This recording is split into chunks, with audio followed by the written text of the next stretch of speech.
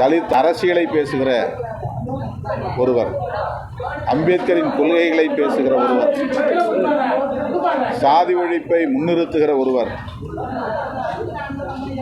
Ambedkar, Periyar, marks போன்ற தலைவர்களின் வழியில் நடக்கிற ஒருவர் ஒரு மாநிலத்தின் முதல்வராவது கடினமானது என்பதைத்தான் சுட்டிக்காட்டியிருக்கிறேன்.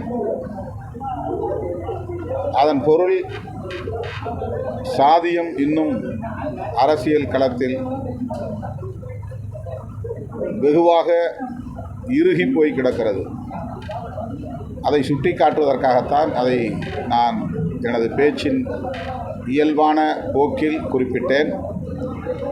அது பலராலும் நான் ஏதோ முதல்வர் பதவிக்காக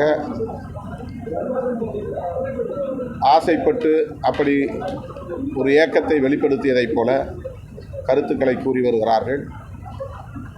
தமிழ்நாட்டில் அது முடியாது என்று சொன்னதைப் போல, பிற மாநிலங்களில் எல்லாம் முடியும், தமிழ்நாட்டில் முடியாது என்று நான் சொன்னதைப் போல உள்நோக்கம் கற்பிக்கிறார்கள்.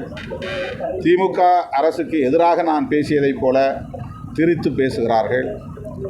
ஒரு தேசிய பார்வை கொண்டு இதை அணுக வேண்டும் என்பதுதான் என்னுடைய கருத்து.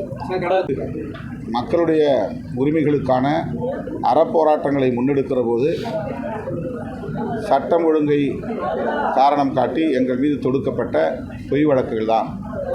இந்த வழக்குகள் அனைத்தையும் தமிழ்நாடு முழுவதும் விடுதலை சிறுத்தைகள் மீது போடப்பட்டுள்ள அரசியல் தொடர்பான பொய் வழக்குகளை திரும்பப் பெற வேண்டும் என்று வேண்டுகோள் விடுக்கிறேன்.